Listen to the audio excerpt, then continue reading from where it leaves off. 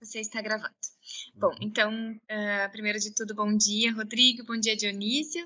Eu me chamo Clarissa, atuo como historiadora no Arquivo Público do Estado. Estou aqui com meu colega Rodrigo Weimer, que também atua como historiador no APERS, para realizar mais uma entrevista do projeto Documentando a Experiência da Covid no Rio Grande do Sul. Seja bem-vindo, Dionísio, obrigada pela tua disponibilidade. Eu vou iniciar lendo o termo de esclarecimento, e na sequência nós vamos passar então às perguntas propriamente ditas. Essa entrevista faz parte do projeto Documentando a Experiência da Covid-19 no Rio Grande do Sul, desenvolvido no Arquivo Público do Estado do Rio Grande do Sul, e tem como objetivo registrar o cotidiano e a experiência subjetiva e profissional relacionada à pandemia e ao isolamento social e as formas como isso tem afetado a população sul-riograndense. Você tem liberdade para decidir se participará ou não e pode solicitar interrupção ou desistir a qualquer momento. Você pode autorizar a divulgação de sua identidade ou solicitar que ela seja omitida. O conteúdo da entrevista será utilizado para fim de pesquisa, educação e cultura e será divulgado na internet para que você e outras pessoas possam ter acesso aos resultados. Não há custos nem compensações financeiras pela participação. Caso você se sinta cansado, triste ou confuso, podemos parar a entrevista e, se for de seu desejo, retomá-la em outro momento. Se você não se sentir confortável para responder alguma pergunta, podemos passar para outra. Se for de seu interesse, você poderá definir um prazo para o início da divulgação de sua entrevista. Dionísio, você está esclarecido quanto aos objetivos da pesquisa e quanto à forma como a entrevista será feita? Sim. Você concorda que a sua identidade seja revelada ou prefere que seja usado um pseudônimo? Não, eu concordo com a identidade revelada. Você autoriza o uso das informações prestadas nessa entrevista para fins culturais, educacionais e de pesquisa e que as mesmas sejam disponibilizadas na internet? Sim. E você autoriza o uso da sua imagem na divulgação do material? Sim. Acho que faltou mencionar isso, mas depois por e-mail a gente vai te pedir uma foto para acompanhar, né, a ficha de descrição. Então é isso, Rodrigo, podemos passar as perguntas. Então tá, Dionísio, muito obrigado. Então a primeira pergunta é por que você se dispôs a participar dessa pesquisa e dessa entrevista? Acho importante esse momento de pandemia é um momento que me considero importante para a história da sociedade em geral, né?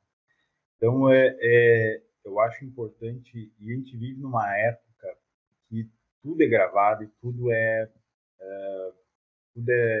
arquivado, né? A gente tem bilhões de dados sendo produzidos por minuto na nossa sociedade. Então, quanto mais a gente entender, quanto mais as nossas gerações futuras entenderem o que foi essa época na nossa sociedade, ela vai entender a não repetir os mesmos erros que a gente está tendo hoje. Então, é importante importante é produzir o máximo de conteúdo sobre sobre o que aconteceu, como aconteceu, quais são os nossos o que foi as consequências dessa pandemia sobre as pessoas, né? As pessoas comuns da sociedade, né? O que aconteceu com os jovens, o que aconteceu com os servidores públicos, o que aconteceu com as pessoas que perderam parentes, ou as que tiveram complicações, ou as que não aconteceu nada com as pessoas comuns, que não sofreram nada, a não ser restrições de, de ir e vir, né? Então é isso. Acho importante mostrar para nossas gerações futuras o que aconteceu nessa época. Né? Você pode falar para nós um pouquinho a respeito da tua trajetória acadêmica e profissional? Bom, vamos lá. Eu sou geógrafo de formação, né? Eu sou formado na Universidade Federal de Santa Maria, tenho um mestrado por ela também, em análise ambiental. E desde 2014 eu trabalho na divisão de Geografia e Cartografia da Secretaria de Planejamento do Estado do Rio Grande do Sul. A divisão de Geografia e Cartografia ela cuida de toda a parte de cartografia do Estado e ela cuida dos principais atribuições da divisão de Geografia é o gerenciamento de limites municipais. Então, uma das principais atividades que a gente faz são trabalhos de campo, são trabalhos de ir nas comunidades, resolver, dirimir dúvidas sobre os limites municipais, né? É um trabalho muito específico, é um trabalho que é pouco ensinado nas faculdades ou na academia, e a gente tem pouca bibliografia, tem pouco método, e a gente tem pouca divulgação sobre esse trabalho, né? Claro, a gente faz também outras atividades, né? A gente faz atividades associadas à produção de estudos sobre regionalização, atividade de produção de material cartográfico para outros setores do Estado. Mas hoje em dia a divisão ela tem grande foco na questão do auxílio aos municípios na elucidação das dúvidas sobre seus limites municipais, que é uma fase importante para os municípios, para a questão de alocação de recursos e na questão de atendimento à sua população que fica nas zonas entre os municípios, né, nas zonas limítrofes entre os municípios, né? Então isso é um trabalho que hoje toma, eu diria, 60% de todo o recurso humano da divisão está dentro dessa atividade, né?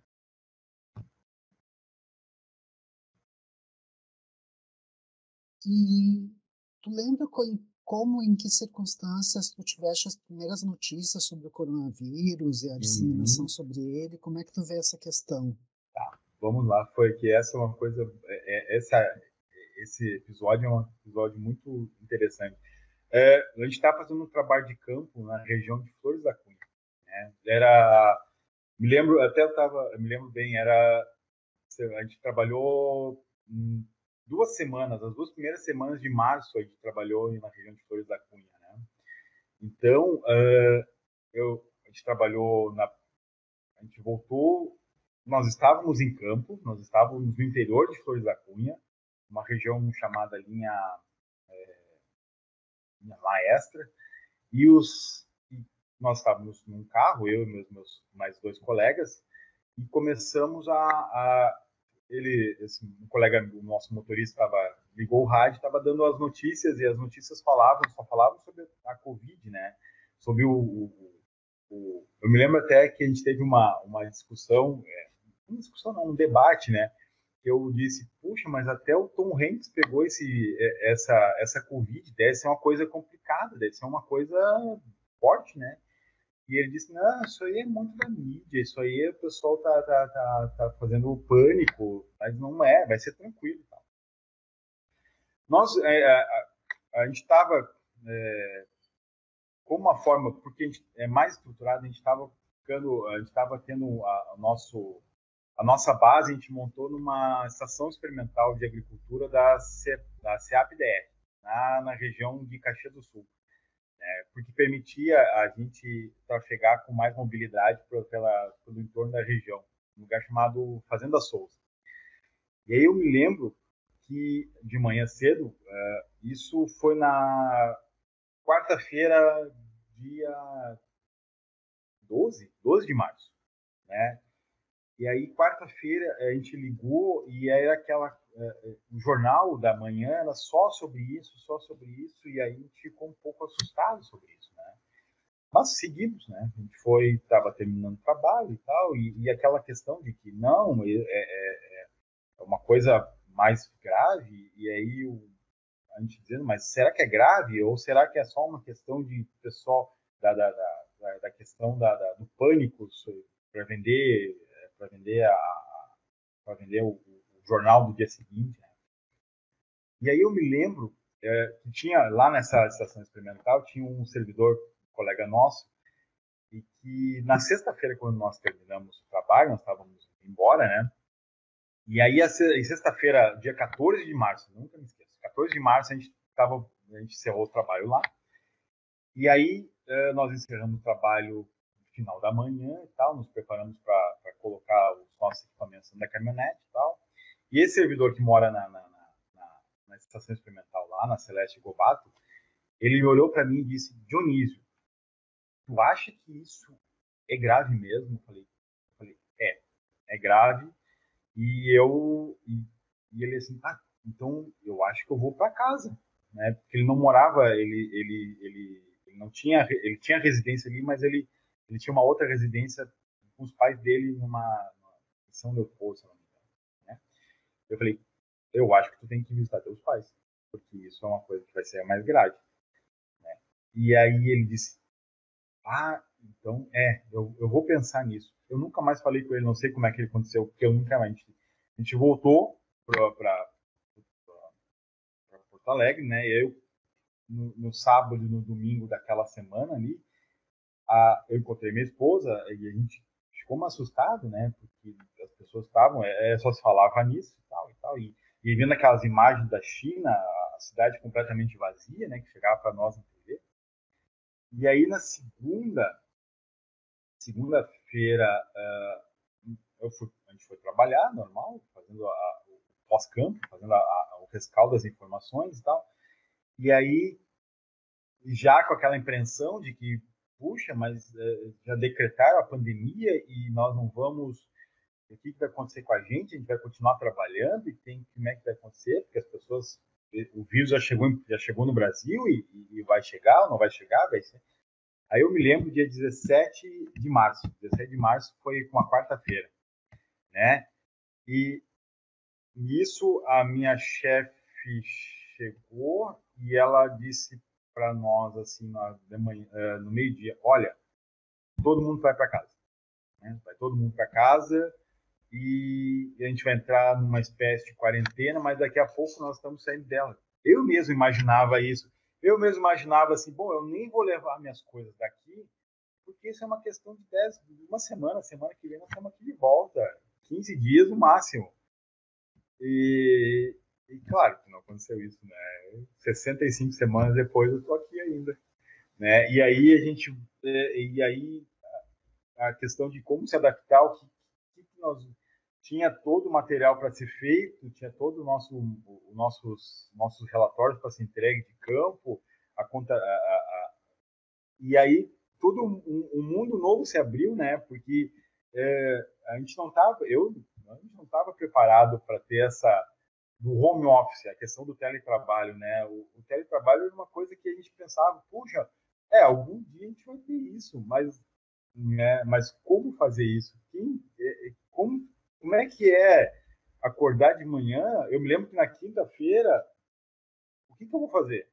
Porque eu não preciso mais ir para o trabalho, né? Como é que eu começo? Eu começo a trabalhar agora, tomando café, ou espero, começo a trabalhar bater o ponto, mas eu não tenho ponto mais para bater, porque eu posso começar agora e terminar e ir até meio-dia, e depois do meio-dia, como é que eu faço com meio-dia? Meio-dia eu continuo trabalhando? Eu tenho, eu e minha esposa, porque minha esposa também entrou em teletrabalho, a gente se olhou e disse, a gente não tem comida em casa, porque a gente não almoça em casa, a gente passa a gente só tem comida para o meio-dia, para o final de semana.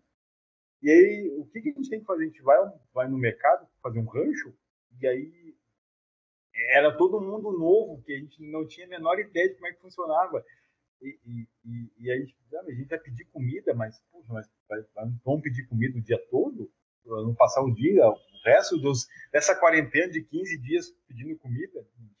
Imagina, né, cara, 15 dias. 15 dias pedindo comida, pô, já. Aí a gente decidiu, aí acho que meio-dia a gente decidiu fazer, e vamos no mercado, né? Eu moro perto do mercado aqui. Vamos no mercado fazer um rancho, né, para semana, né? Porque vai dar. A gente chegou no mercado e era aqueles filmes de apocalipse, né? As pessoas se batendo para comprar papel higiênico.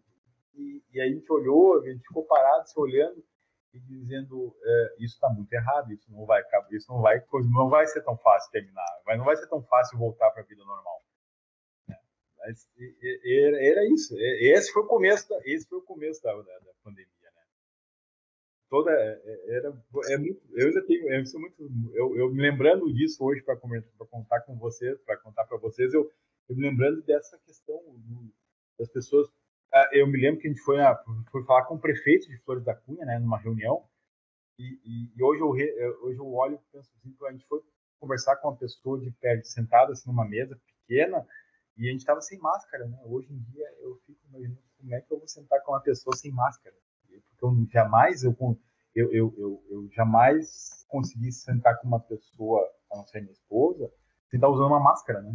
Sem ir para um lugar sem usar máscara. Hoje em dia incorporou de tal maneira na minha vida, pelo menos, que eu não consigo. Se eu vejo um filme antigo, aquela multidão de pessoas sem usar máscara, eu fico, tem alguma coisa errada aí.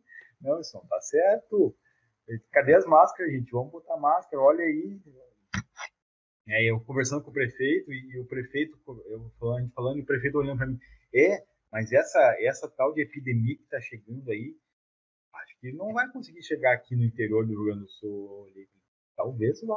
A gente não sabe direito como é que funciona o tal do vírus. A gente sabe que o vírus se espalha, que as pessoas lá na China trancaram todo mundo em casa. Até que a gente vai ficar trancado em casa. Ninguém sabia muita coisa, ninguém tinha ideia de como é que, se esse vírus se transmitia como, se esse vírus. Eu me lembro que a gente olhava assim, as pessoas diziam que podia passar pelo gato ou pelo cachorro. A gente tem um cachorro aqui em casa, a gente tem um cachorro, eu me fico pensando, puxa, mas será que eu vou ter que me apartar do cachorro? Porque ninguém sabia muito bem direito de onde é que vinha esse vírus, como é que esse vírus chegava. Então, era isso. E foi assim que foi o começo, lá em março de 2020. Me identifico com o teu relato. Também corri para o super. Não para comprar papel higiênico, mas para comprar alimento. O papel higiênico, depois eu fiquei, não, mas as pessoas têm razão, porque imagina se isso vira uma coisa, hoje olhando, um ano e meio depois, a gente vê que era uma coisa absurda, mas naquele momento não era, porque tu imagina ficar assim, porque as pessoas, ninguém sabia, ninguém tinha ideia de como é que ia acontecer, que a coisa ia acontecer, né? E eram as pessoas com carrinhos e carrinhos comprando coisas, estocando, comprando água. A gente não sabia, não tinha ideia.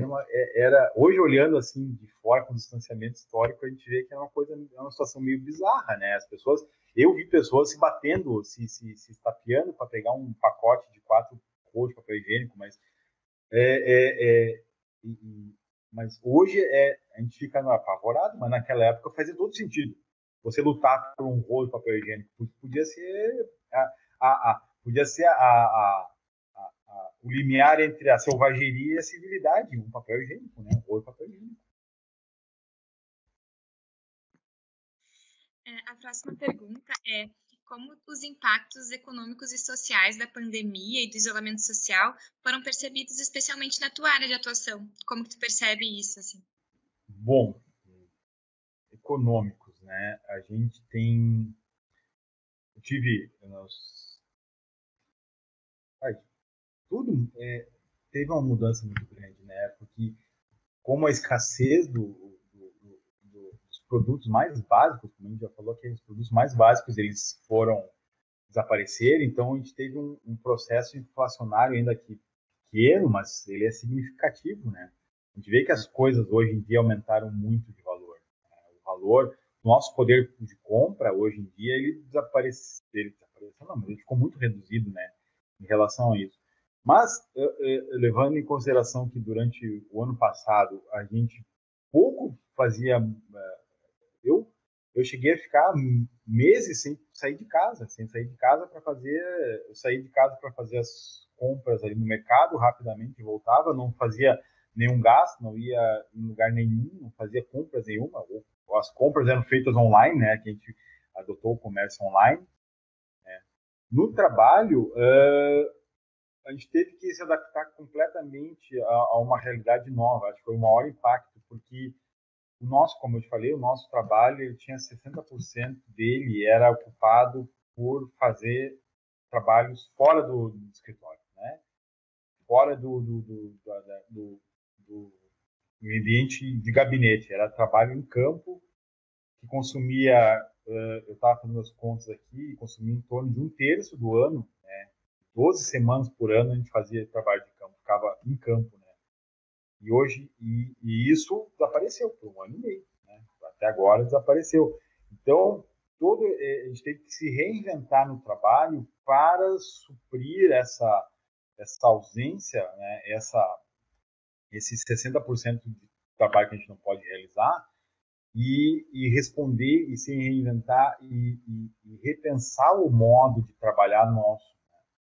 As reuniões que eram presenciais, hoje em dia elas só são online, a gente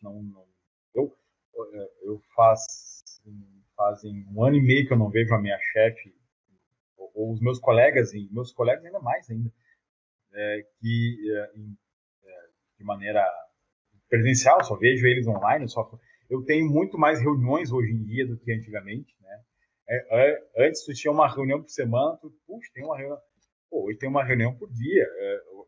Teve dias que eu tive 4 reuniões, teve dias que eu ia sair, eu tive aquela estafa de reunião online, que eu cheguei no final às 6 da tarde, eu cheguei, fechei a tampa do computador e dizia que eu não queria mais falar com ninguém, porque eu não aguentava mais falar, ou ficar sentado numa mesma posição, né? Porque tu tornou a reunião uma coisa muito mais fácil de fazer, né? Tu coloca ali no grupo do WhatsApp, o WhatsApp virou uma ferramenta de trabalho, porque antes o WhatsApp era um grupo quase, meu, por exemplo, para ver a minha família, que não mora aqui em Porto Alegre, né? Hoje em dia é ferramenta de trabalho, hoje é tudo pelo WhatsApp, hoje a gente coloca os documentos no WhatsApp, hoje a gente coloca marca a reunião pelo WhatsApp, discute, debate as coisas pelo WhatsApp, depois vai pela reunião virtual e continua debatendo, termina a reunião, a gente continua debatendo pelo WhatsApp e não tem hora, e é uma coisa que a gente tem que a muito custo tem que aprender, né, que esse trabalho, essa rotina de trabalho, ela tem que ter um período, né, de horário no dia, né. O WhatsApp não pode ficar 7 horas da noite e estar respondendo mensagem do WhatsApp do trabalho, tem que ter um horário. E isso acabou, isso é uma coisa que acabou, né, mas a gente tem que lutar para que isso tenha, porque a gente não pode ficar, a gente só está trabalhando em casa, não significa que a gente está morando no trabalho, a gente está trabalhando só de casa, mas esses dias, teve um dia que eu me peguei, eram 8h30 da noite, eu estava trabalhando ainda, estava fazendo um mapa aqui, eu estava escrevendo um relatório, eu falei, não, peraí, eu estou aqui desde as 8 horas da manhã, estou sentado aqui trabalhando, tem que parar com isso, tem que estabelecer um horário, né, porque tu continua, tu só trocou o lugar de trabalho, é como a minha esposa diz, olha, a gente só trocou o horário de trabalho, a gente só trocou o lugar de trabalho, o local de trabalho, tu continua recebendo, tu continua tendo os teus rendimentos baseados naquelas 40 horas semanais. Não está recebendo mais para trabalhar 44, 50 horas semanais, né? Acho que é isso. Eu acho que esse é o principal, esses são os principais impactos, né? A questão do trabalho mesmo, da forma como tudo aquilo que a gente imaginava que ia ser o trabalho no futuro veio de uma vez só, né? A gente discutia, né, o futuro do trabalho, como é que vai ser o trabalho? O trabalho vai ser remoto, as pessoas não vão precisar mais de um trabalho. Mas isso nos passavam, eu entendia, por exemplo, que isso é uma coisa muito distante, é uma realidade muito distante, né? Que isso, nossa, isso aí é só no primeiro mundo. Isso vai demorar décadas para chegar no Brasil. Essa mentalidade de vamos o semipresencial, né? Não precisa ir todos os dias no serviço, no trabalho, né? No local de trabalho. Tu pode ir uma vez por semana, 2 vezes por semana, ou quando precisa alguma coisa no trabalho, pode ir lá e fazer. E tu não precisa, pode fazer grande parte do trabalho em casa. Mas isso para mim era uma ideia assim, que, nossa, isso era muito no futuro. Isso era uma coisa para daqui a décadas. Não era nem pro meu. Eu imaginava algumas coisas da questão do teletrabalho, que isso não ia ser na minha época funcional de trabalho, de servidor. Isso ia ser as próximas gerações de servidores. Eu ia me aposentar naquele mesmo esquema no caso, das 8 às 5 ou das 9 às 6, indo todos os dias, batendo ponto e tal. Mas chegou de uma maneira como chega as coisas, umas grandes transformações da sociedade são, né? Chegam de uma hora para outra. Tu não vê isso no horizonte. As grandes transformações da sociedade não tem alguma coisa, algum ruidinho de fundo lá, mas tu imagina que isso vai chegar muito adiante, né? Muito para frente. E ele tá ali. Esse ruído, na verdade, tá do teu lado e tu nem percebeu.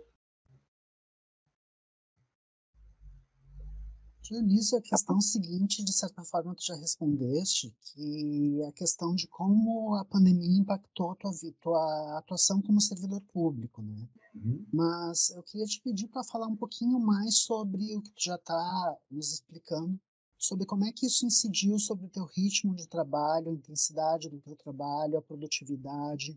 Uhum. Bom, vamos lá. Denise, eu só queria complementar essa questão, porque eu fiquei pensando nesses 60% que tu falaste e no trabalho de campo.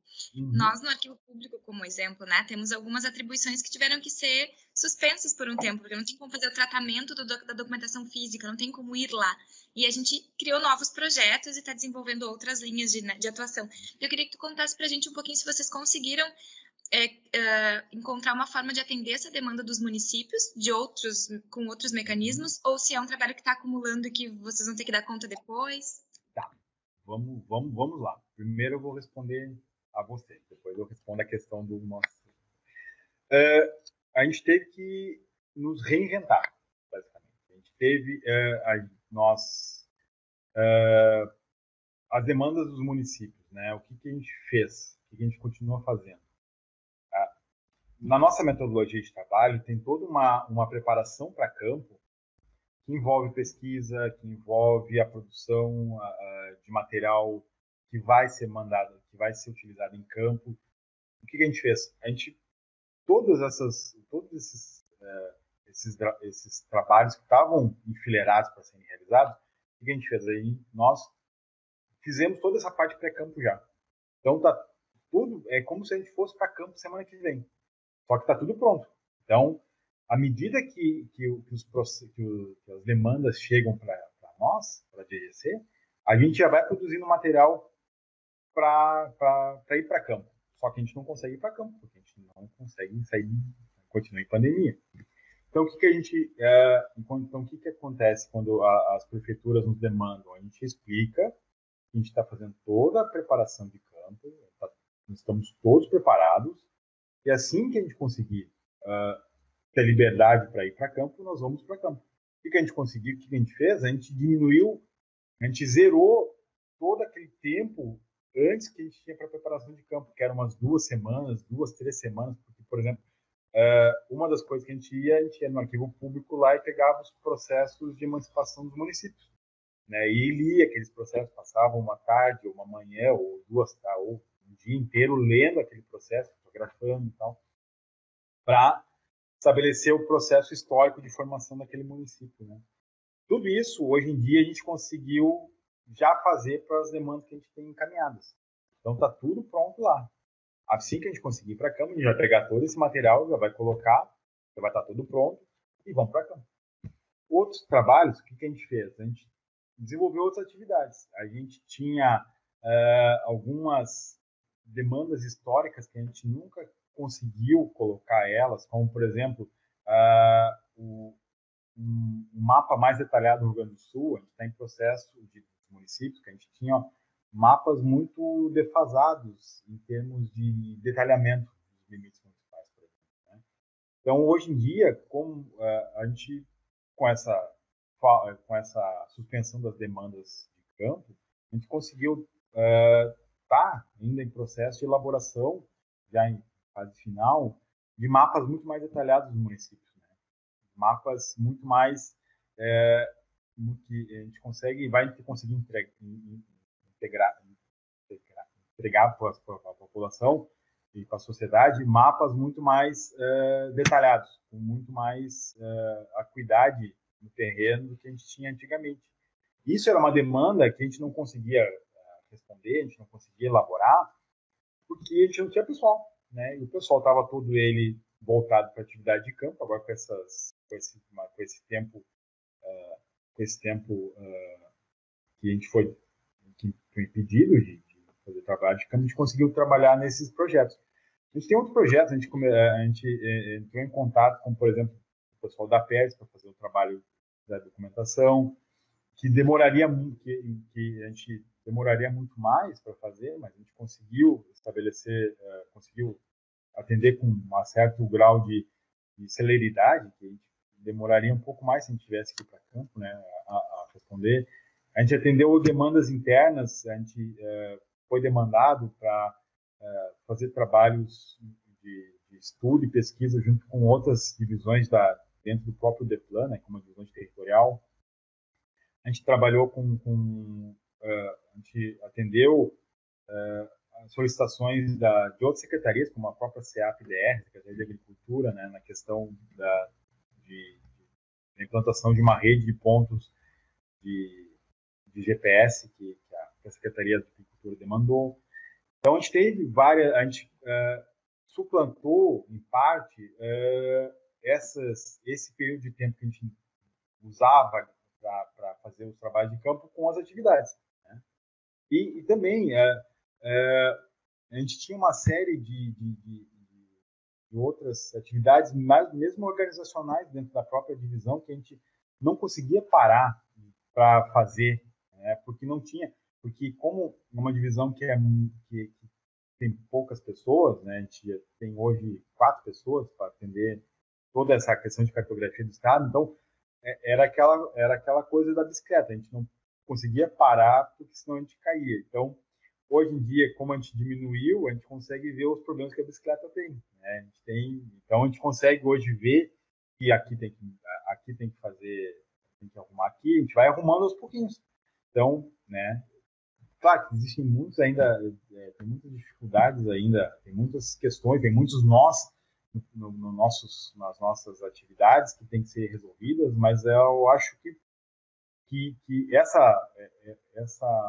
essa parada, um dos benefícios foi que a gente pôde parar e olhar para dentro do nosso próprio trabalho, nossa própria função como no Estado e ver onde a gente poderia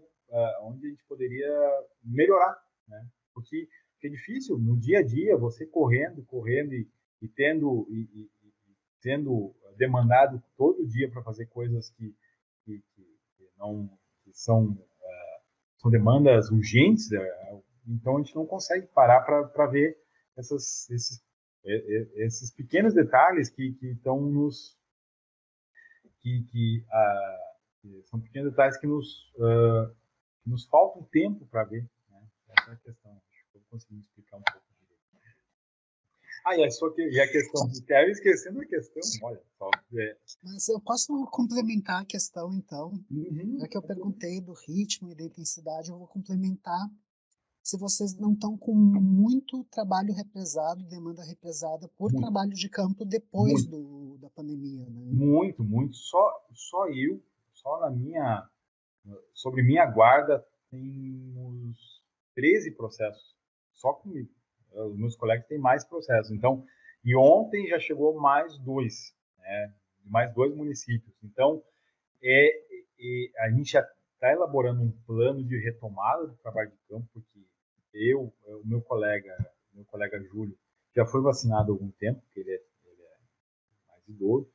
Eu já fui vacinado, né? E o meu colega Fernando vai ser vacinado semana que vem. Então, à medida que nós fomos imunizados na questão da vacina, o nosso plano é voltar ao trabalho de campo, né? O mais breve possível.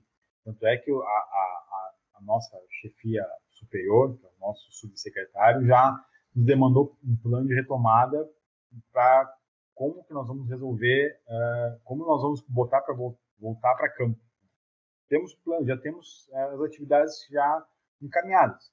Quais vão ser os trabalhos que a gente vai fazer, como que a gente vai poder atender o máximo possível dessas nossas demandas reprimidas no menor tempo possível, sem atrapalhar a qualidade do trabalho, né? Porque é um trabalho, como a gente diz, como a gente explica para os prefeitos, é um trabalho que demanda tempo, é um trabalho que tu tem que ir no município, tu tem que conversar com as pessoas. A parte de vez em quando fica uma manhã inteira para conseguir uma informação com um morador, ou tu tem que uma informação desse morador de tarde tu vai no morador vizinho do lado diz que é uma informação completamente diferente do que o primeiro falou. Aí tem que achar um terceiro que vai corroborar ou vai negar os dois, e aí para e tu volta pra tua base, tu confronta as versões, confronta o que tu tem de histórico ali, que tu já fez o trabalho de campo, já fez o trabalho de gabinete antes, e olha e diz que não tem sentido o que eles estão falando, é outra coisa. E aí tu vai ter que buscar, quem sabe, um museu. A gente já teve um trabalho que a gente teve que já teve que achar um museu 100 quilômetros de onde a gente estava, para procurar um mapa que nos disseram que no museu tal tem um mapa aqui dessa região aqui antes da colonização, e talvez tenha o nome do rio lá que vocês estão procurando, porque é assim, porque o trabalho da consolidação do limite ele envolve quase um trabalho de investigação histórica, de detetive, que você tem que o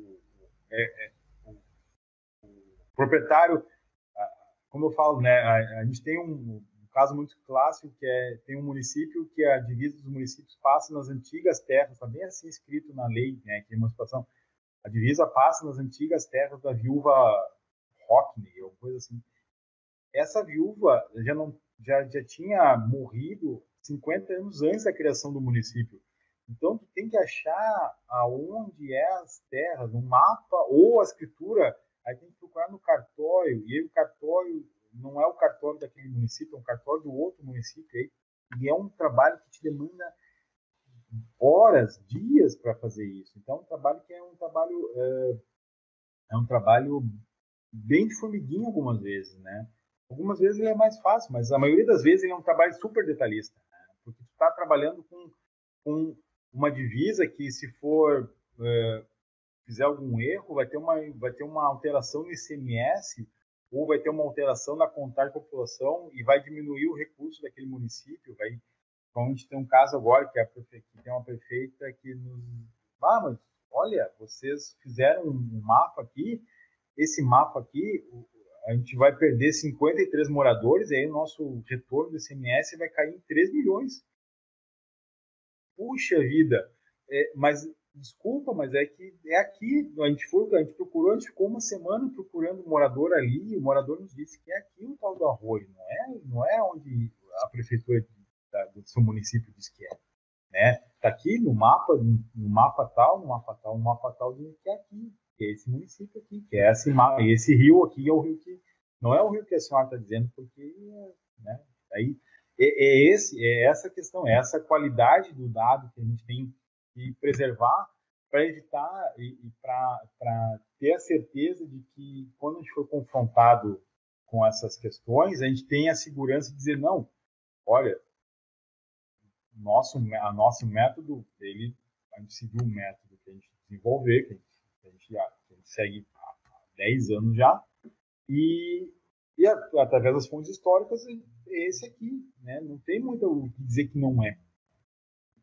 Normalmente os prefeitos aceitam o que a gente... Normalmente os prefeitos, as prefeituras, os demandantes aceitam sem muita contestação o que a gente diz, porque o nosso trabalho é demorado, mas ele é muito bem amarrado, né? Então, a gente consegue amarrar a questão da pesquisa anterior com a pesquisa no campo, com a pesquisa com a pesquisa posterior, e a gente consegue amarrar muito bem essas questões. Tanto é que o IBGE, a gente manda os nossos resultados para o IBGE para fazer as identificações dos mapas de censo. Raramente o IBGE diz que, olha, a gente não aceita, olha, o que vocês estão fazendo aqui, a gente não concorda muito. Normalmente eles acatam, assim, ipsilíteres o que a gente está dizendo, o que a gente diz, afirma para eles onde que é o limite do município e qual a comunidade fica para o município A ou o município B. Considerando a quantidade de municípios que temos, né, no Rio Grande do Sul. 497. Ainda querem crescer, ainda querem mais ainda. A próxima pergunta, Dionísio. Desculpa, te interrompi? Não, por favor. O que mudou na tua rotina pessoal e familiar a partir do início da pandemia? Nossa, vamos lá. O que não mudou na minha rotina pessoal e familiar a partir da pandemia, né? Das coisas mais simples, singelas, como, por exemplo, o convívio, né? Porque nós não moramos num apartamento grande, nosso apartamento não é grande, e é um apartamento que a gente pensou ele para fazer para uma família, a gente não tem filhos, eu e minha esposa só, a gente passava a maioria do tempo fora de casa. Então, tu imagina, é um apartamento que ele tem o seu conforto, mas ele não foi um apartamento preparado para ter um teletrabalho, ainda de 2 pessoas, né? Então, raramente a gente não tinha por exemplo, tomada para colocar computador em alguns móveis, alguns lugares. Assim. Então, teve que adaptar tudo. Teve que providenciar um sinal de Wi-Fi maior, porque a conexão, o roteador do computador está num lugar que raramente não pega muito bem, então a gente teve que trocar de lugar. A gente teve que aumentar o número de tomadas em casa para carregar celular, para carregar computador. A gente teve que montar aqui na nossa salinha, a gente teve que montar um escritório que eu, por exemplo, trabalho com 2 telas. Eu tenho o computador aqui, eu peguei uma TV velha que a gente tinha e fiz uma outra tela para poder trabalhar. Então, eu trabalho com 2 telas, a produtividade melhorou. A minha esposa, que agora não está mais em teletrabalho, mas quando ela estava, ela ocupava a outra parte dessa nossa mesinha aqui, que é uma mesa, aquelas americanas que a gente teve que adaptar, né? Porque a gente não tinha mesa, a gente não tem uma cadeira gamer, a gente não nem tem o computador, nem tem computador de mesa, a gente nem tem essas coisas em casa. Então a gente teve que adaptar tudo, né? O nosso computador, por exemplo, a gente teve que adaptar ele, porque era um computador que era meio velho, a gente era um computador que a gente não lia e-mail em casa, a gente não fazia trabalho em casa, porque o computador aqui era para navegar na internet de vez em quando, ver alguma coisa, mas muito simples. Então a gente teve que adaptar esse computador, eu tive que trazer um computador lá do nossa divisão para cá, porque o meu computador ele não tinha nenhum programa instalado, nenhum programa de gel, de FIG, né? Que é o programa que a gente tem. Então, a gente teve que adaptar tudo isso. A gente teve que aprender a fazer rancho, que a gente não, né? Porque a gente cresceu numa época que a gente não precisava comprar e estocar comida, porque o preço não fazia diferença. Hoje, amanhã e depois de amanhã, o preço era o mesmo. Então, não valia a pena ter uma geladeira enorme para estocar comida, porque a gente não sabe estocar comida, né? A gente teve que aprender a gente teve que aprender a fazer, pensar no que vai consumir durante a semana, né? Porque, principalmente né, no começo da pandemia, né, comprava 3 quilos de carne, mas 3 quilos de carne é bom ou é ruim? Dá ou não dá? Será que vou precisar no final na sexta-feira sair correndo para comprar carne no mercado? Será que vai ter o álcool? O álcool, meu Deus do céu, quem é que comprava álcool? Eu não comprava álcool. O álcool era para só quando caía de bicicleta. Né? A bicicleta até hoje está parada ali. Né? Então, não precisava comprar álcool, não precisava se preocupar com máscara. Onde é que tem que comprar máscara? Onde é que eu posso comprar a PFF2? Não tinha preocupação. Né? Hoje em dia, isso. Olha, tem que comprar uma caixa de máscara. Tem que comprar álcool porque está acabando o álcool. Nossa, isso é uma coisa que não existia naquela época. Né? Questão, por exemplo, nós adorávamos ir no cinema. A gente ia no cinema pelo menos uma vez por semana. A gente ia no cinema. Eu e minha esposa, a gente adora cinema. A gente não tem mais cinema. Teve que assinar o serviço de streaming, porque não tem. Porque a gente não precisava assinar esse serviço, porque a gente tinha um, quem sabe 2 quando tinha uma promoção. Hoje em dia a gente tem que assinar um monte porque o entretenimento ele mudou. A gente não sai mais do cinema. Se a gente pensa em algum lugar, a gente já fica, nossa, né? Já volta para casa já tendo que pensando em quantos banhos tem que tomar e o quão quente tu vai ter que botar a máquina de lavar para ver se o vírus aparece na tua roupa quando a gente sai de casa, né? É isso. é, limpar, por exemplo, fazer a limpeza da casa. A gente teve no começo da pandemia, a gente limpava a casa quase uma vez por dia. Chegando a, teve semanas que a gente limpou 3 vezes a casa, passar álcool e descontaminar, porque os nossos vizinhos aqui, a gente suspeitava que ele estava com Covid. Então, como ele andava pelo corredor, a gente entrou meio numa paranoia, tipo, vamos limpar, vamos limpar a casa com álcool para a gente não. No final não adiantou, porque a gente pegou Covid, né? Então a gente teve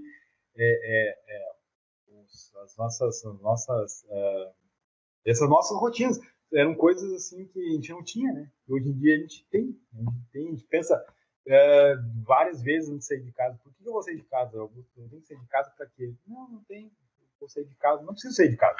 Isso é uma coisa que muito alterou na minha vida, né? Porque antes eu saía de casa, antes eu raramente ficava em casa, eu não tinha. Hoje em dia eu raramente saio de casa. Eu penso várias vezes, puxa, mas eu preciso mesmo fazer isso, eu não posso fazer isso pela internet, eu tenho que ir. Eu praticamente hoje em dia saio de casa para ir quarta-feira, que eu tenho que fazer o serviço presencial lá na divisão, e alguma vez assim para fazer as compras da semana, uma ou 2 vezes por semana fazer compras, porque não saio mais, eu não consigo mais sair. E quando eu saio com medo, eu saio com medo de. E quando eu vejo uma pessoa sem máscara na rua, eu fico uma raiva, porque põe a máscara, meu senhor, por favor, coloque a máscara. Eu fico com aquela tensão de que as pessoas, quando estão sem máscara, elas vão me contaminar de novo, né? Porque a gente teve a Covid, eu fiquei mal por uma semana, eu passei meio ruim da Covid. Não fui internado nem nada, mas eu fiquei meio ruim, eu perdi o olfato, né? Perdi o olfato uns 3 meses, eu fiquei sem olfato, sem poder sentir cheiro nem gosto, nada, é terrível. Eu não quero ter essa sensação de novo. É isso. E isso tem todas essas questões que vão vir a reboque, né? Que a gente vai poder contar para o futuro como é que foi a vida nessa época. A próxima questão justamente era sobre essa experiência, né, de ter pego Covid, de ter passado por isso. Se puder falar um pouquinho mais. A gente não sabe muito da onde a gente se contaminou. A gente sabe que a minha esposa num domingo, não, isso no sábado ela acordou, não estava muito bem, achava que era uma gripe, né? E aí teve um pouco de febre, dor no corpo, e aí a gente alertou o sinal. E aí no sábado a gente já, né, no domingo, assim muito rápido, foi muito rápido. Eu estava sentado vendo TV, vendo alguma coisa na TV, e eu me senti mal, me senti com frio, me senti com febre. Aí eu coloquei o termômetro que a gente tinha em casa, eu estava com febre já, e aí mas a Ali já não tinha mais os sintomas, a minha esposa, né, já não tinha mais os sintomas, ela passou. Então, e aí, só que na segunda-feira a gente já estava ruim, já estava mal, assim, a gente já foi no posto, foi no posto de saúde, já nos mandaram. Eu já não, é que eu não fui no posto, eu liguei pro posto, na verdade. O posto já me disse que era fazer o teste do PCR lá. E se eu tivesse, eu devia ficar em casa, não, eles tinham me recomendado não ir no posto, né? E a gente fez o teste na segunda-feira, já deu, as duas estavam com Covid, a gente avisou nossos chefes. A gente ficou em casa, a gente comprou mais um termômetro, que era para ficar um termômetro para cada um. Compramos um oxímetro para medir a oxigenação, caso passasse dos 90%, 85%. Era para procurar um serviço de emergência para ir para o hospital. E compramos e tomamos, deixa eu ver, Novalgina e paracetamol. Porque não era para porque a minha cunhada é médica, né? Então, e ela trabalha na UTI da Covid. Ela já nos passou as indicações. Então, ela disse que não era para tomar ibuprofeno, porque podia ter algum tipo de reação contrária, podia piorar os sintomas. Então, mas foi isso. Passamos essa semana trabalhando os dois do jeito que dava, né? Assim, ela fazendo o trabalho em casa, eu, à medida que eu conseguia trabalhar, eu trabalhava, e tomando muita água para combater a gria, combater a febre. Passei um dia inteiro de febre com 38, 39 graus, assim, a febre não baixava, mas foi diminuindo, mas os efeitos continuaram por meses. Assim. Eu fiquei sem qualquer tipo de olfato por um mês, eu acho. Um mês eu não sentia gosto de nada, não sentia cheiro de nada. Hoje está bem, mas eu perdi um pouco da sensibilidade do olfato. A Ali, a minha esposa, ela se curou completamente, mas ela tem um pouco de falta de ar quando ela faz muito exercício, né? Quando ela faz muita caminhada, ela sente um pouco de falta de ar, ela acha que é a questão da Covid, mas nunca foi saber, nunca teve esse interesse de saber se isso é resultado da Covid mesmo, ou é uma questão do medo de se contaminar de novo, alguma coisa assim, alguma coisa mais psicológica. Mas sim, a gente, na questão psicológica, a gente ficou bastante afetado. Assim. Eu, pelo menos, fiquei muito afetado na questão psicológica. Eu, durante um bom tempo, eu fiquei com receio de sair. Eu fiquei 2 semanas sem realmente sair de casa. Assim. Eu nem fazer o trabalho presencial eu consegui fazer. Eu não conseguia sair de casa com pânico mesmo de não só me contaminar de novo, mas eu tinha medo de contaminar as pessoas. Mesmo tendo feito o exame dizendo que eu não tinha mais Covid nem nada, eu não conseguia, porque eu tinha medo de infectar as pessoas que estavam em volta de mim, né? Eu não conseguia sair de casa.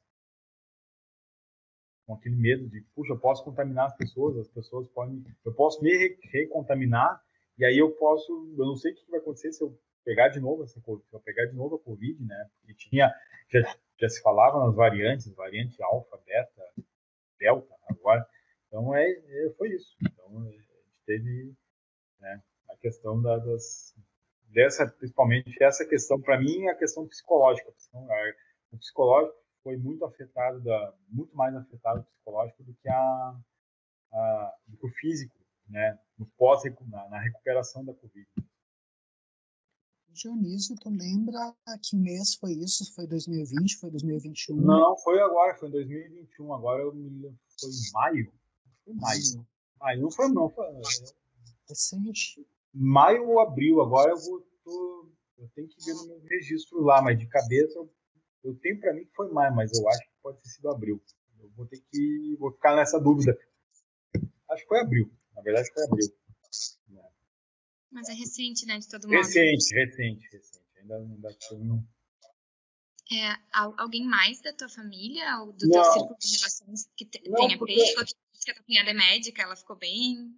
Não, a minha cunhada é que ela não mora ela mora em Vacaria, né? Então, mas, óbvio, ela teve, por ser médica, por trabalhar na UTI da Covid lá em Vacaria, ela provavelmente foi exposta ao vírus, provavelmente tenha pego o vírus, né?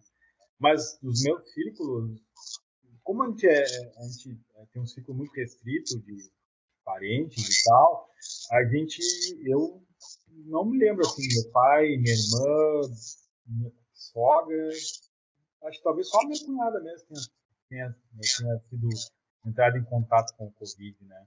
Mas nunca saberemos, a gente nunca vai saber porque eles nunca tiveram sintomas, por exemplo. A minha irmã é professora, ela mora em São Vicente do Sul, que é uma cidade pequenininha, e como ela disse, lá em São Vicente ninguém usava máscara, então provavelmente ela deve ter entrado em contato, deve ter desenvolvido algum tipo, mas não foi assintomático. Meu pai é aposentado e mora em Santa Maria, então provavelmente ele morando em Santa Maria, ele tenha estado em contato, provável. Desenvolveu sintomas? Não. Mas, né? Mas eu não sei te dizer. Eles nunca fizeram, pelo menos para mim, nunca relataram que tenham tido qualquer tipo de sintoma de Covid, né? Sim. A pergunta seguinte era a respeito de como foi o atendimento de saúde, se foi pelo SUS, pelo IP. Tu mencionaste que tu só ligou para o posto.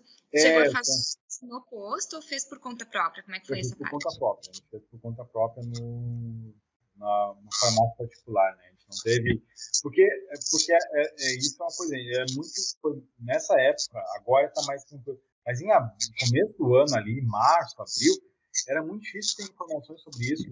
Eu estava com sintomas, eu procurei sintomas. Aí eu liguei pro hospital, né, eu sabia que tinha um hospital de referência, que é o hospital de clínicas, né, e eles me disseram, olha, procura o posto mais perto da tua casa. Aí eu liguei pro posto mais perto da minha casa. Eles disseram, olha, tu vai ter que agendar. Esse agendamento para te fazer tem uma fila já de espera, é mais fácil tu fazer numa farmácia, faz o PCR. Se tu tiver, tu se recolhe em casa e aguarda se agravar. Se os sintomas forem mais se agravarem os sintomas, tu nos procura, ou tu entra em contato pela emergência 192. Aí nós ligamos para minha cunhada, né? E ela disse a mesma coisa. Olha, o melhor para vocês fazerem é ir numa farmácia, fazer o teste do PCR, aquele que enfia o cotonete lá dentro do nariz. Caso dê positivo, volta para casa, aguarda, toma um antitermal, vai se cuidando, vai monitorando de hora em hora a tua oxigenação. Se a oxigenação de vocês começar a cair muito, abaixo de 90%, por exemplo, aí vocês procurem o hospital. Vão no hospital, vão no posto de saúde para procurar uma nebulização, uma internação, alguma coisa assim. Caso não, continuem, ficam se monitorando uma semana, porque esses sintomas vão desaparecer em uma semana, talvez menos, talvez um pouco mais. E foi o que aconteceu. Em sexta, sábado, a gente já estava bem, assim, bem, tá, com umas sequelas lá, que eu já falei, mas a gente já estava com oxigenação normal, respirando bem, já estava sem febre, né, bem tranquilo, assim, já, né, tá, sem cheirar, sem sentir odor nenhum, sem gosto nenhum, mas bem tranquilo. Então foi isso, esse foi o nosso contato com o sistema de saúde, né, foi bem assim, bem, eu diria na minha avaliação, podia ser um pouco mais eficiente, por exemplo, eu liguei para o hospital, para o posto de saúde, nunca ficar com o meu número, né, meu telefone, olha, e ligar depois, como é que tá, melhorou, conseguiu, fez o exame, deu PCR, deu negativo, deu positivo, quer vir aqui fazer?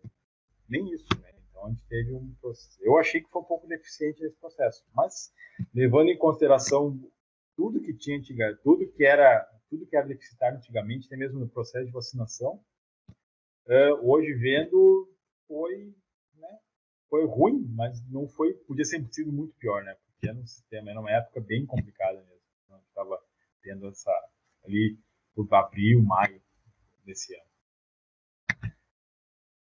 Era isso. Nos explicou que vocês têm sido bem cuidadosos e bem rigorosos em relação ao isolamento social. A gente queria saber de que maneira isso afetou e impactou a tua relação de amizade, de relações familiares, a interação com amigos e família. Olha, como todos os nossos parentes eles não moram aqui, né? A gente praticamente é um casal que mora sozinho em Porto Alegre. O nosso não mudou muito, porque a gente muito mais já se comunicava com as pessoas por telefone, por WhatsApp, né, com os nossos parentes mais próximos. Em relação às nossas amizades, como é que a gente vai dizer, né? Como a gente não era de Porto Alegre, a gente veio para Porto Alegre em 2014, quando eu assumi o estado. Então, o nosso ciclo de amizades aqui, ele é muito mais formado pelas pessoas dos nossos trabalhos. Então, isso foi afetado, né? Porque a gente tem...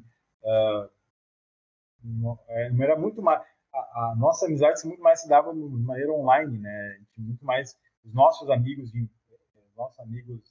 mais terrenos, assim, eles não moram aqui em Porto Alegre, né? Eu tenho amigos meus que eu converso muito mais com meus amigos, já conversava muito mais com meus amigos via WhatsApp, via Skype, ou via... antigamente, não sei se era o Zoom, nem sei se existia o Zoom naquela época, faz tanto tempo. Isso foi em outra era, mas era o que tinha o genérico. Então, a gente tinha o contato, nossas amizades basicamente eram esses, mas não por causa da pandemia, mas sim por causa das da nossa condição pré-existente da pandemia já era assim, né? Tu já mencionaste o quanto para ti foi forte o impacto psicológico, né? Mas a gente tinha uma pergunta para que tu possa comentar de modo mais global, assim, como que tu sente os impactos psicológicos da pandemia na tua família e na sociedade em geral? Nossa, vamos lá. Eu acho que, globalmente, acho que nós vamos ficar mais solitários. Acho que a questão que, ao mesmo tempo que o WhatsApp, Zoom, Microsoft e tal, nos permitiu fazer o contato com as pessoas quase em tempo real, essa questão de nos isolarmos durante muito tempo em casa e transformar a nossa casa quase numa fortalezazinha, numa bolha, eu acho que isso vai ter um impacto muito forte na nossa sociedade no futuro. Eu fico imaginando, por exemplo, eu tenho 2 sobrinhos, né? A minha sobrinha mais velha tem 13 e meu sobrinho mais novo tem 9. Eles são, puxa, eles vão ser a geração que vai crescer sob o estigma da bolha, né? De ficar em casa de ter um ano inteiro de estudo dentro de casa, de ter tudo sendo feito, a sua casa é sua, né? E ele já tem esse impacto, né? Eu tenho o meu sobrinho mais novo, ele não quer mais ir para o colégio. As aulas voltaram já para ele e ele escolheu não voltar para o colégio, porque ele disse que não quer mais ter contato, ele não quer mais. O mundo dele está aqui já dentro. Ele tem contato com as pessoas do mundo dele, mas o mundo dele está aqui dentro, está dentro do quarto dele. Ele montou um casulo dentro do quarto dele e ele não quer mais ter contato com o mundo fora da casa dele. E acho que as pessoas estão assim. Eu vejo, por exemplo, converso com meu pai, por exemplo, eu vejo que o meu pai, que era um homem que é um homem que sempre foi muito comunicativo, sempre teve uma atividade física, e caminhava, e aposentado e tal. E hoje em dia ele está muito mais em casa, né? Ele não sai, ele faz as caminhadas dele de uma maneira, ou é muito cedo para não encontrar as pessoas na rua, é muito tarde, que é para evitar o contato com as pessoas. Eu também sou assim. Eu acho que as pessoas hoje em dia são assim, né? Eu vejo as pessoas quando conversando, por exemplo, que a gente tinha muita questão do toque, de se encostar, de conversar muito pertinho. Hoje as pessoas estão um braço inteiro de distância um do outro, né? Eu vejo que essa é uma mudança que transformou. Para mim, a mudança a gente consegue observar nos pequenos detalhes, né? É a pessoa quando a outra ontem, por exemplo, vou dar um exemplo bem clássico. Ontem eu estava trabalhando lá no presencial e chegou um colega servidor e ele veio me apertar a mão e eu dei um pulo para trás, falei, não, peraí, não acabou a pandemia ainda. E ele ficou todo, não, desculpa, que a gente eu não me acostumei ainda, porque eu vou para o interior lá e as pessoas lá no interior, elas continuam vivendo a vida normal. Eu falei, não, mas eu não consigo mais essa questão eu não consigo passar por mim, na minha cabeça, chegar em algum lugar e me abraçar numa pessoa, dar um abraço. Não consigo. Para mim, hoje em dia, hoje em dia não passa na minha cabeça chegar perto e fazer uma coisa dessas, né? A questão do calor, do toque, do calor humano, que a gente sempre nos foi até incentivado, né? Quando a gente é criança, vai lá, dá um abraço na tua tia, ou vai lá e não seja assim, não seja chucrinho, guri, vai lá e dá um beijo na tua tia, hoje em dia para mim essa questão de se abraçar, de se cumprimentar, de se tocar é uma coisa que já fico muito, já para mim já é uma coisa alienígena, é uma coisa que hoje em dia já não faz mais parte da minha vida, essa questão do contato entre as pessoas, né? Mas É a minha questão, é a minha visão. Acho que pode ter uma grande influência do meu psicológico, um certo estresse pós-traumático pós-Covid, né?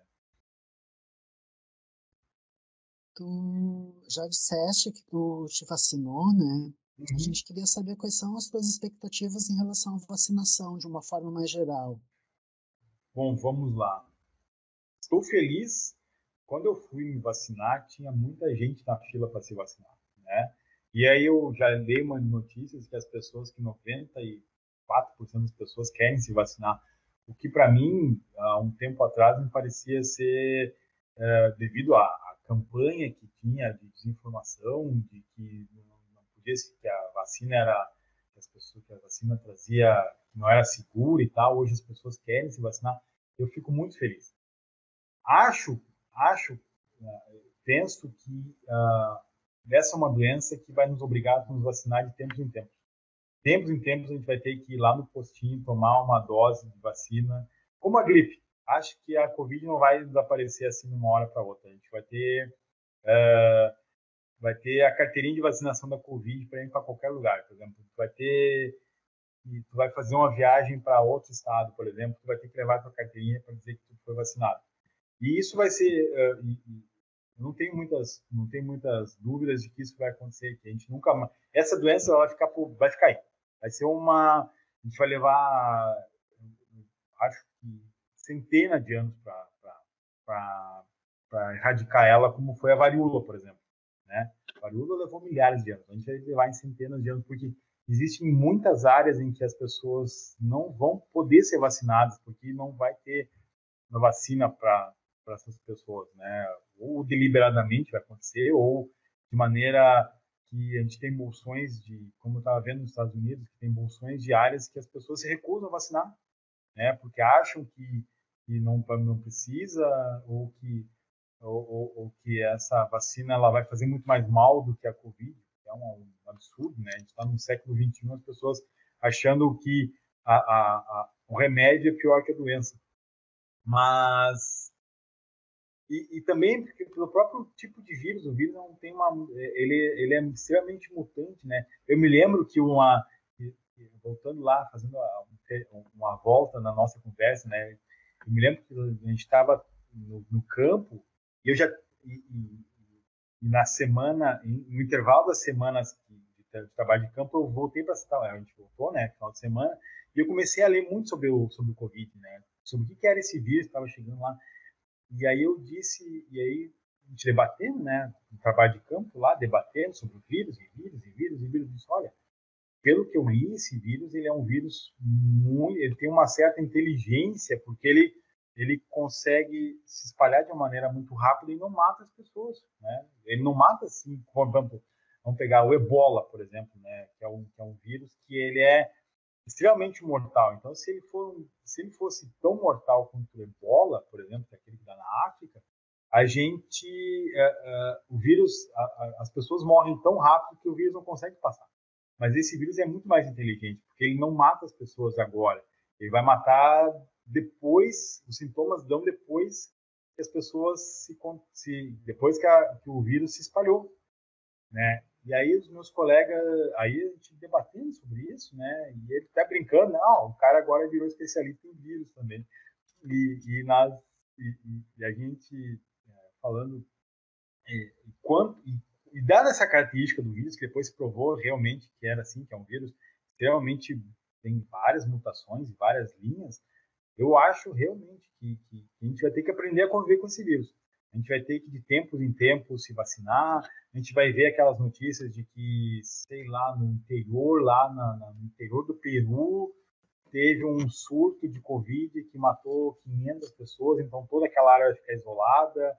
A gente vai ver áreas, bolsões de pobreza, onde as pessoas não conseguem se vacinar, onde as pessoas não conseguem ter isolamento social suficiente. A gente vai ter surtos assim violentos de uma variante nova que foi descoberta, tá dizimando uma população no interior, uma área pobre, por exemplo, uma área de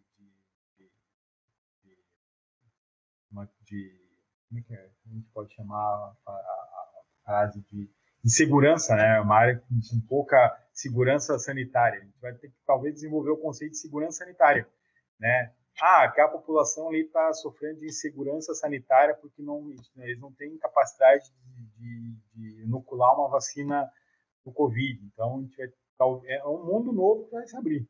É um mundo novo de área para as tecnologias, para áreas para medicina. A gente vai ter que aprender, todo um campo novo da ciência vai se abrir com essa pandemia, né?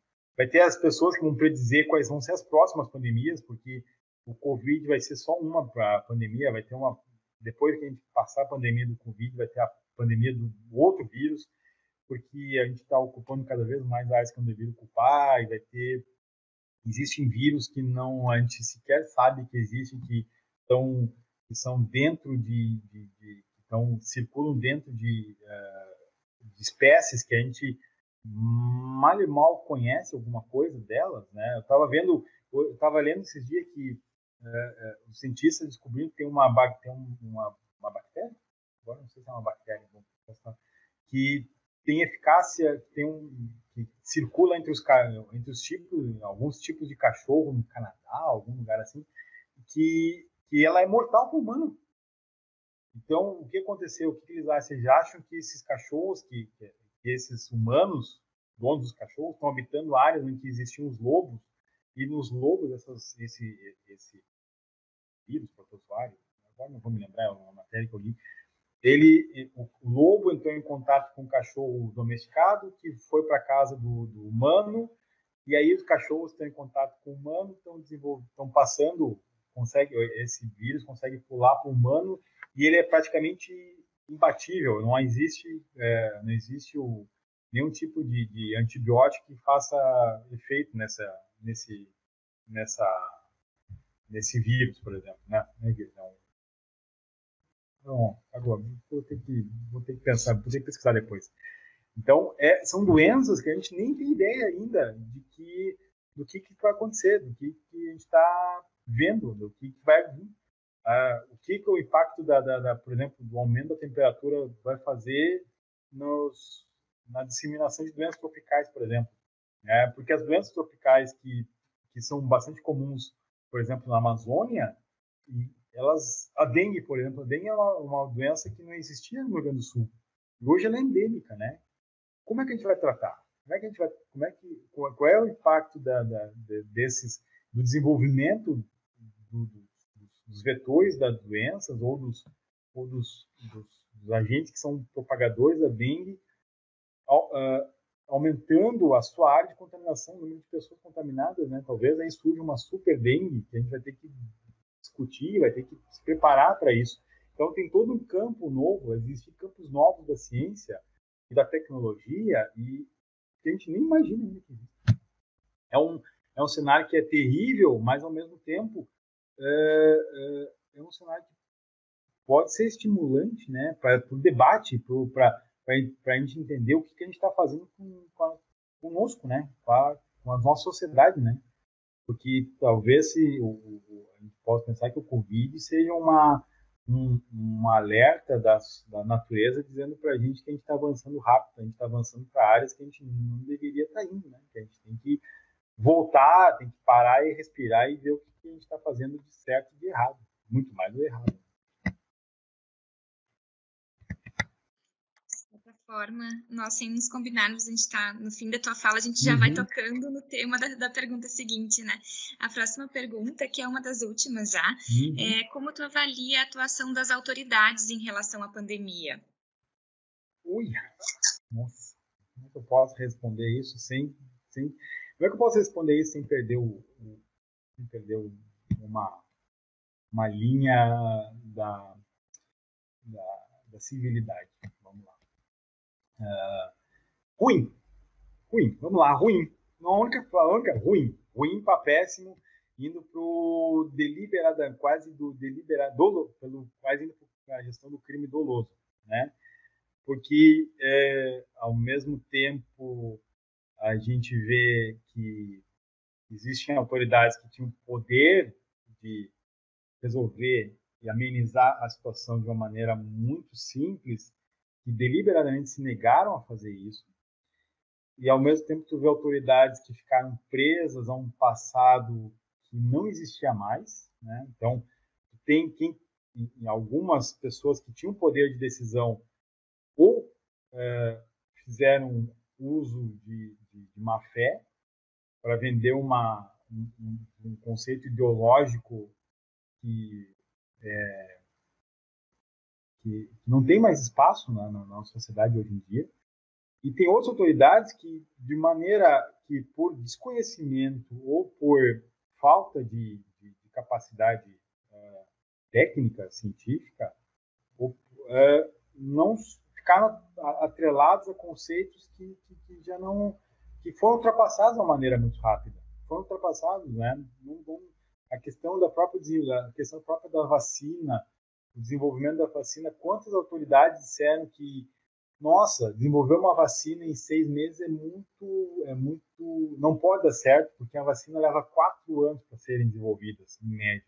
Sim, mas com outras tecnologias, com tecnologias que foram no passado. Hoje em dia a gente conseguiu desenvolver vacinas em tempo recorde, graças a Deus, porque a ciência evoluiu, né? Quantas vezes a gente não viu autoridades dizendo que já estava no fim, tudo estava no fim, já estava passando a pandemia, já estava no finzinho da pandemia, né? Quando, na verdade, era quase uma má-fé essa fala, né? Quantas vezes a gente viu pessoas com boas intenções serem soterradas por interesses que eram alheios da sociedade, né? Gente que, quando alertou, quando fez o alerta dizendo que tomem cuidado, não vão pelo caminho que vocês estão trilhando, elas foram literalmente, elas foram bombardeadas com todo tipo de acusações, de ilações que beiraram a desonestidade, né? Então, eu penso nisso, eu penso que o futuro, que uma das questões no futuro vai ser que nem a gente pega na Segunda Guerra Mundial, né? O futuro, na época, a gente sabia as coisas e via, mas o distanciamento histórico nos permitiu, apontar os atores que nos fizeram tão mal, né? Os atores que nos fizeram e o que eles vão ser culpados pela história no futuro, né? Eu espero isso, eu espero que o distanciamento histórico nos permita corrigir tudo que a gente nos permita dar os louros a quem merece os louros e condenar os que vão ter que ser condenados, né? Pela história. Espero. De coração. No segmento dessa pergunta, a gente queria te perguntar, como servidor público e até como geógrafo, como é que tu avalia o sistema de distanciamento controlado que foi adotado aqui no estado e as transformações que ele passou, né? Inclusive as regionalizações e... Tá. O que eu posso dizer sobre isso? Bom, como servidor público, não tenho como falar porque eu não fiz parte de nada disso. Até um colega meu perguntou no WhatsApp, me perguntou quando saiu a questão do distanciamento controlado, das bandeiras e tal. A DGC fez parte disso e eu respondi, não sei. Porque vocês são servidores, vocês sabem tanto quanto eu, que o serviço público ele é muito compartimentalizado. A gente não sabe nada. Quando não querem que nós sabemos alguma coisa, nem a gente não sabe. Não há. Então, se perguntar para mim, foi bom? Eu não sei dizer, porque eu não tenho ideia. A gente é tão... o meu próprio pai, dizia, mas como é que funcionam essas coisas, as bandeiras, o distanciamento cultural? Eu falei, eu não sei, porque eu sou tão espectador quanto tu da TV, né? A gente não sabe como é que funcionava, a gente não sabe quem participava, né? A gente sabe ali os atores principais, mas o pessoal do chão de fábrica que fazia os modelos, a gente não tem muita ideia de quem participava disso, né?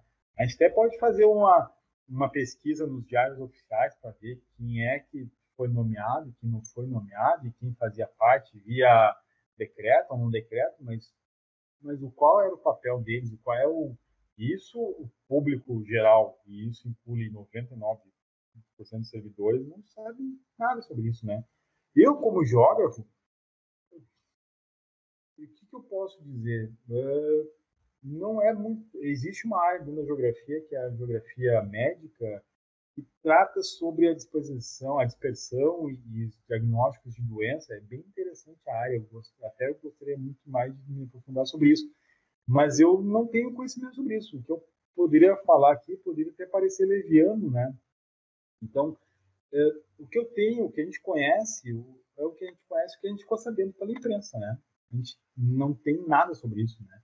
Mesmo a questão dos modelos ou até mesmo a parte de cartografia que aparecia dos municípios e de quando foram lançados, ninguém sabia. Eu não sabia, ninguém sabia, pelo menos que eu tivesse conhecimento, que trabalhava dentro desse núcleo da gestão da pandemia.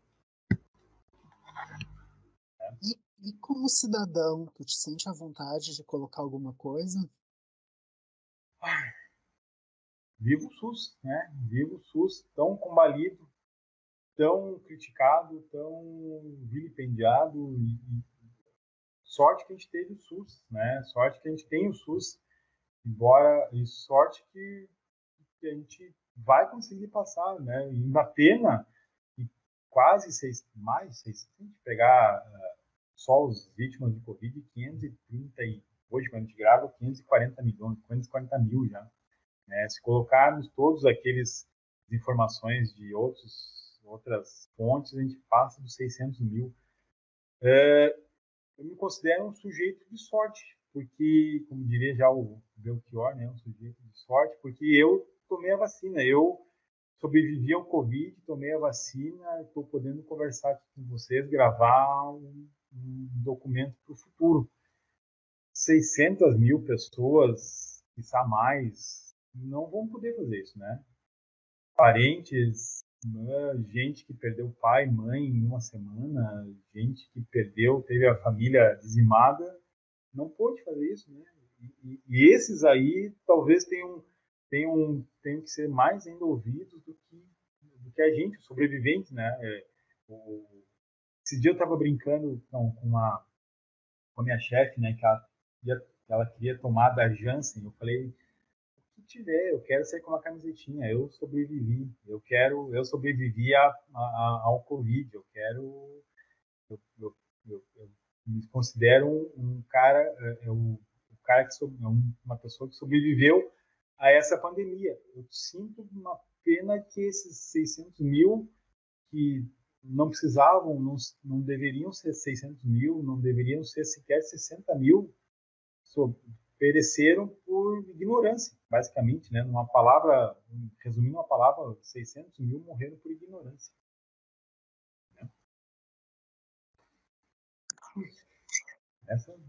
Essa pergunta é complicada. Essa pergunta, como diria o outro, traz os instintos mais primitivos. Bom, com essa pergunta delicada, a gente chega ao fim do nosso questionário. Na verdade, a última pergunta é se tem algo mais que tu gostarias de relatar que a gente não tenha te perguntado. Não, acho que a gente cobriu todos os aspectos principais, né, da vivência do tempo da pandemia, né, parafraseando o Gabriel Garcia Marques no livro dele, né, O Amor no Tempo do Cólera, é a vivência no tempo da pandemia. Sim. Então, a gente te agradece, acho que foi excelente a nossa conversa. Obrigada pela tua disponibilidade, por conversar com a gente de peito aberto. Depois eu vou te mandar um e-mail pedindo a foto.